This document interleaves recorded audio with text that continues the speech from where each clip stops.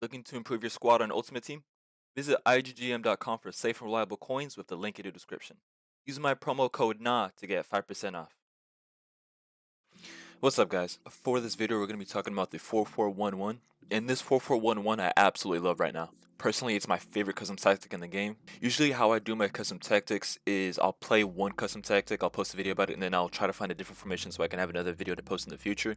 However, with this custom tactic, it's so good, like I really don't want to switch, honestly. I've had a lot of fun. I went 15-0 last week in League, and it was the most fun I've had playing FIFA this year, to be honest. And what I like about it is that's pretty different as far as I know from other custom tactics. I don't think you'll see many similar custom tactics, so I think it's pretty unique.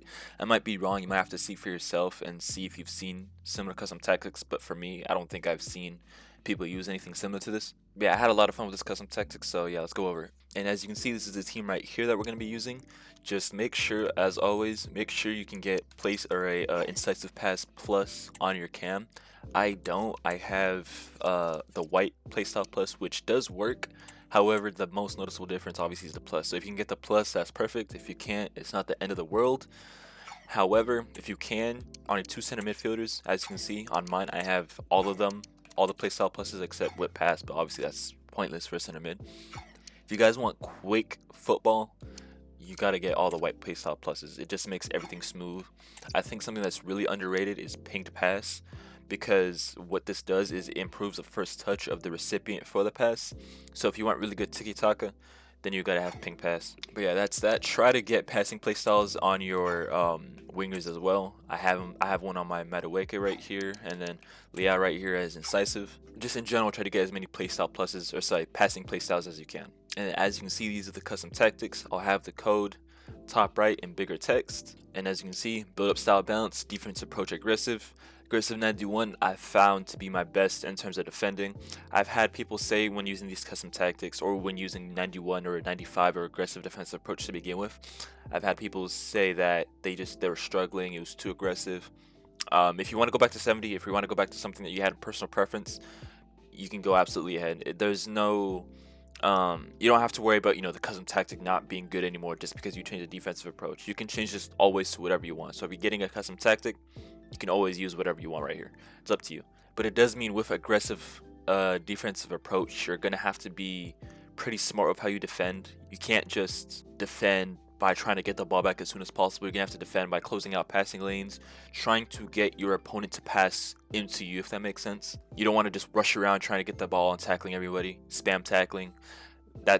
You're gonna open up too many gaps. Try to defend patiently, wait for your opponent to pass to you, try to get in front of the passes, try to pretend you're playing that attack as your opponent is playing it. So what I mean by this is try to predict what he's gonna do, try to predict the pass before he makes it. That's all you have to do in terms of defending, because other than that, aggressive defensive approach is a man-to-man defense. So what I mean by this is every single player that you'll have in your team is going to be marking somebody, except for maybe your strikers as far as I know. But your center backs, your fullbacks, your center mids, they're going to be marking somebody. Not your center mids. I mean, they will, but I'll go into the flaw with that later. But for the most part, your team is going to be marking players. So it's important that you fill in what's not marked yourself. Yeah, other than that, it's really effective. And then as for player roles, advanced forward up front, very self-explanatory. There's very little conditions for where you want to change this away from advanced forward, especially when we're talking about a solo striker. And then we're spicing things up a little bit. We're using shadow striker instead of playmaker. I know a lot of people love to use playmaker. Now, obviously, playmaker is really good. However, when we're talking about the 4-4-1-1, it's really important that we specify that obviously the difference between the 4-4-1-1 and the 4-2-1-3 is the fact that you're talking about two left mids, or yeah, a left mid and a right mid versus left wing and right wing. Now, what that means is obviously a left mid and a right mid, they're going to have less of a goal presence. They're still going to score goals. However, left wing and right wing is more aggressive than a left mid and right mid. What I mean by this is they're going to be higher up the pitch. Their priority in terms of attacking runs is going to be lower. What I mean by this is that in terms of the AI in this game with your attack, there's almost like a queue. And what I mean by this is when you're in the box, someone's going to make a run. First, obviously, it's going to be a striker. If you have two strikers, it's going to be both of your strikers. Whichever one is closer, they're going to make a run, they're going to make movement. But then when we're talking about left mid and right mid, their priority in terms of runs is still going to be high, but it's not as high versus left mid and right mid, or sorry, left wing and right wing. So what we do to compensate for this, to enable better attacking presence, is to use a shadow striker instead of a playmaker, because a playmaker is also a pretty low priority in terms of their AI, in terms of making runs in behind. So if you're using a playmaker alongside a left mid, right mid, unbalanced inside forward, you might feel like you're not getting as many runs. Now what this will do is that this is still effective obviously if you want patient build up. However, I don't like patient build up. I'm pretty anxious when I build up. I want to score goals quickly. I want to score a lot of goals and as many goals as possible. So when I use shadow striker and advanced forward together, it allows for more runs basically and quicker movement into the box. However, if you wanted to use playmaker right here, you absolutely could. It just means that on average it's probably going to take you longer to score every single goal when you work into the box. That doesn't mean you're going to score less by all means. It probably will be, but you also do get more control at the same time. You probably lose possession less, but me personally, I don't care about losing possession. I just want to score as many goals as possible. But that's that. As for the left mid and right mid, as you can see, inside forward balance, as I mentioned, they're going to be second priority in terms of, or technically third priority in terms of those runs in behind, because your shadow striker and your striker are going to make those runs first. Now, the thing with shadow striker obviously is the fact that they're not always going to make a run in behind. They only wait for the runs when there's space to do so. So for the most part, they're going to act as a playmaker, as you can see with the with ball structure right there. They're going to be behind the striker pretty often. And in cases like these where they don't have the space, you'll notice that maybe like a rough estimate, maybe 25% of the time, their runs are going to be delayed in favor of your left mid and right mid.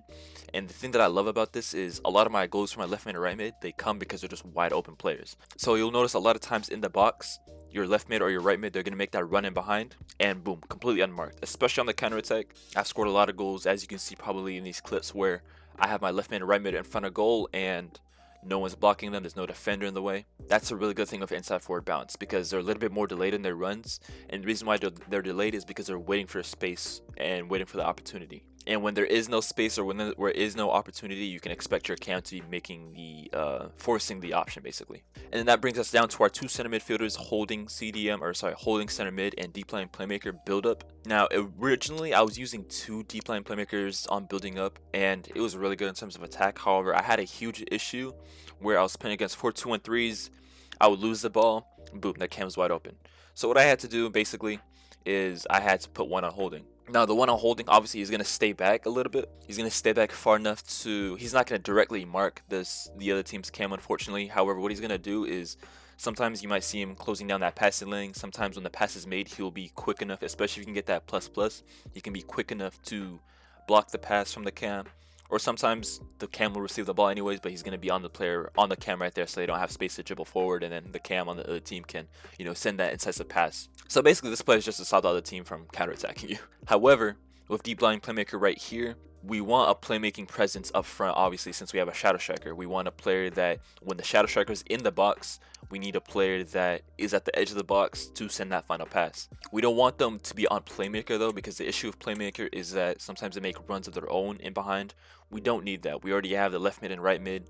We already have that tempo sorted out. We do not need any additional players in the box. It's just going to be overkill, and it's just going to open up spaces in your midfield.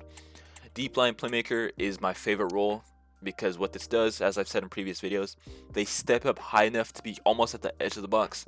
However, their only sheer objective is to serve as a final pass player. So they're going to get a lot of assists or a lot of pre-assists, the pass before the assist, and that's all we need them to do. We just need them to set up your attack. When we lose the ball, since they have plus here, they track back pretty quickly. So I would recommend, however, that you manually control this player out of possession when you lose the ball. That way you can counter press, or that way you can track back quicker, but it's all about how you want to defend, to be honest. That's up to you. That brings us down to our defense. Obviously, I don't think there's any situation where you would want to use a defensive setup other than this. You have two center backs, defender defend, two fullbacks, fullback defend, goalkeeper defend. Pretty self-explanatory, but that's all. My favorite thing about these custom tactics is the fact that I'm not really sure how it came to be like this, but the attacking buildup is so quick and so smooth. I'm playing a lot of one-touch passes, which I might add, I use a lot of L1 passing goes. When you press L1, you press pass, and that playmaker run behind, especially with my wingers. I play that a lot pretty often. So it's really important that you have incisive pass across your midfield. It doesn't have to be the plus, but if it's the plus, that's a huge bonus. You'll notice that pretty heavily in game. But if it's not the plus, it's not a big deal, because the whole point is to just maximize the efficiency in your passing. And it's also really important that you get the roll plus plus across the board. I found that lately it's pretty easy to do that with the cards that we're getting nowadays, but like I said, try to get as many roll mastery, or as much roll mastery as you can get, as many plus pluses as you can get. As you saw earlier, I only had one roll that wasn't on double plus. It was Liao at left wing, obviously, or left mid, who only had the plus. That's not the end of the world, obviously. I don't think it was a big deal in game, especially to only have one. However, I felt like having a lot of plus pluses across the board made my attack feel so smooth, because I've never had an attack feel this smooth, to be honest. I think it's bigger than the custom tactics. I think you quite literally need to have good custom tactics alongside having a lot of double pluses, because the quality of runs your players will make is so good, to be honest. But other than that, guys, that's it for this video. Let me know in the comments what other formations you want me to use or you want me to make. I'm thinking about the 4-4-2, but the 2 CDM version. I want to also get into the 4-2-3-1s and the things like that with the 3 cams and things like that. But for the time being, if you guys have any questions, let me know in the comments. But other than that, like, comment, subscribe. That's all.